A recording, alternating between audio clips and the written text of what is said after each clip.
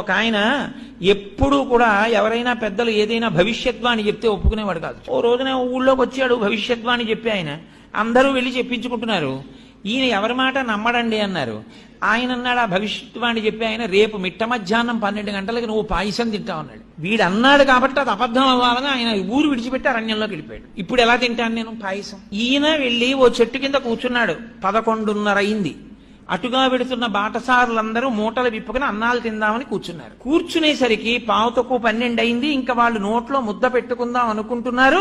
దారి దొంగలు వస్తున్నారన్నారు. వీళ్ళందరూ విప్పిన మూటలు విప్పినట్టు వదిలేసి పారిపోయారు. ఈయనొక్కడు మాత్రం, అయ్యి బాబు ఇప్పుడు పారిపోవడం ఎందుకు, మనం 12 అయిపోతోంది, మనం ఎవ్వరికంటా పనకూడదని ఓ చెట్టే, ఆ చెట్టే ఎక్కి పైన కూర్చున్నాడు.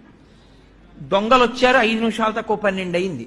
ఒరే మంచి ఆకలి మీద ఉన్నాం, భలే ఉందిరా, అన్ని పాయసాన్నాలే, ఒరే పాయసాన్నం మిగిలిందిరా తినేద్దాం అన్నారు.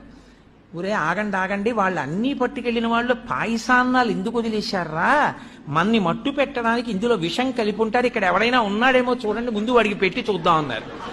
ఖచ్చితంగా 12 అయింది. వాడిని దింపి నోట్లో పెట్టారు పాయసాన్ని. ఎందుకని వాడు పాయసం తప్ప ఏదైనా పెట్టండి, నేను తిన్న పాయసం తప్ప ఏదైనా పెట్టండి అంటున్నాడు. వీడికే పెట్టాలరా పాయసం అని ఖచ్చితంగా 12 పాయసం పెట్టారు.